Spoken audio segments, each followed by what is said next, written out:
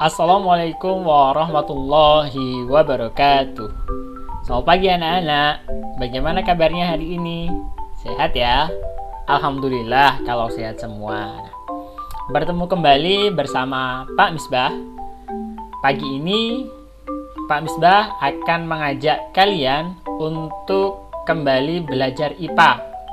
Nah, kalau pada pekan lalu kita sudah belajar mengenai bunyi, yaitu tentang pengertian bunyi, sumber bunyi, lalu hal-hal apa saja yang mempengaruhi tinggi rendah atau kuat lemahnya bunyi. Nah, pada pagi ini kita akan belajar masih tentang bunyi, yaitu tentang sifat-sifat bunyi. Nah, apakah anak-anak tahu apakah atau apa sajakah sifat-sifat bunyi itu?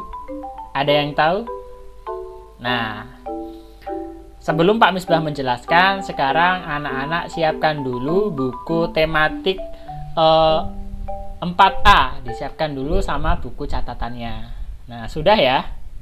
Nah, kalau sudah disiapkan, sekarang buku tematiknya dibuka halaman 18. Yang ini. Nih, halaman 18 ya. Yang ada gambar lumba-lumbanya nih. Oke, sudah ya?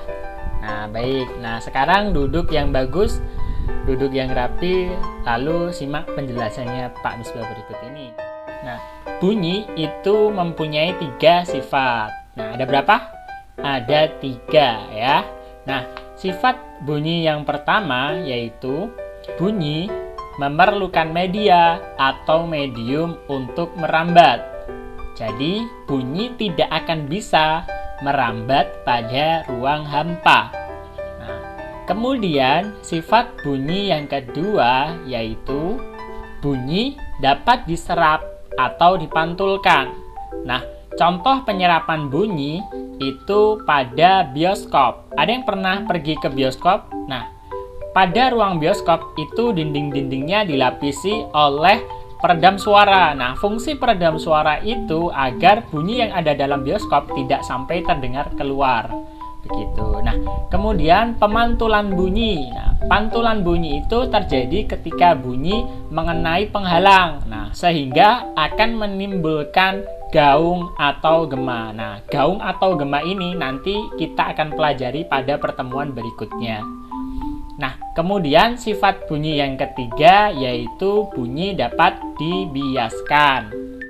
Misalnya, suara petir di malam hari terdengar lebih keras dibandingkan suara petir di siang hari.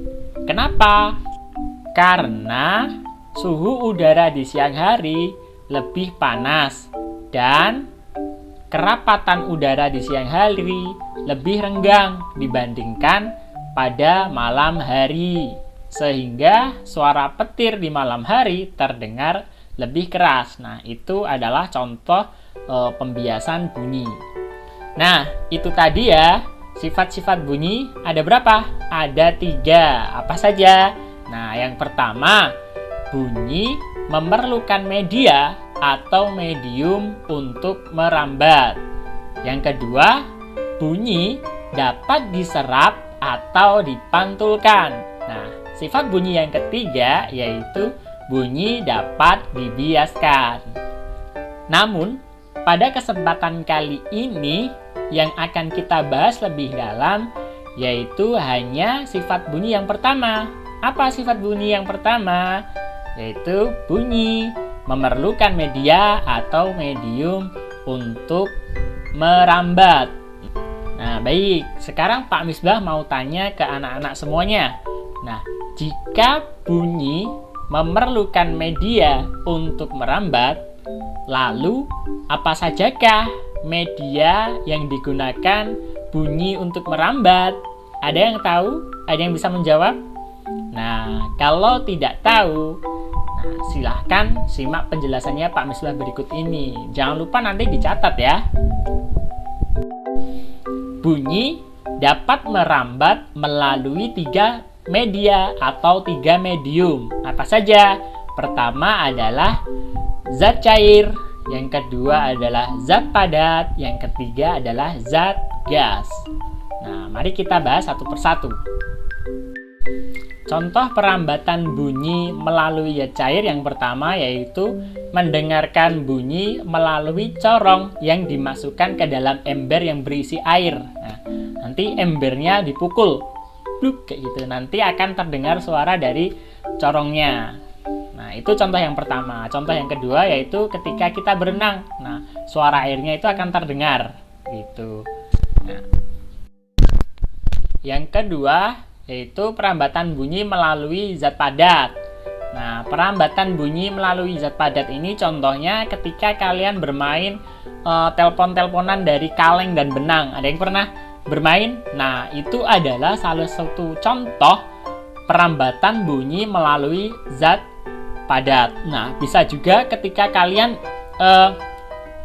mengetuk meja. Nah, mengetuk meja di sisi sini, kemudian telinga kalian ditaruh yang di sebelah sini kayak gini, nanti dik kayak gitu akan terdengar. Nah, ini adalah salah satu contoh juga dari perambatan bunyi melalui zat padat.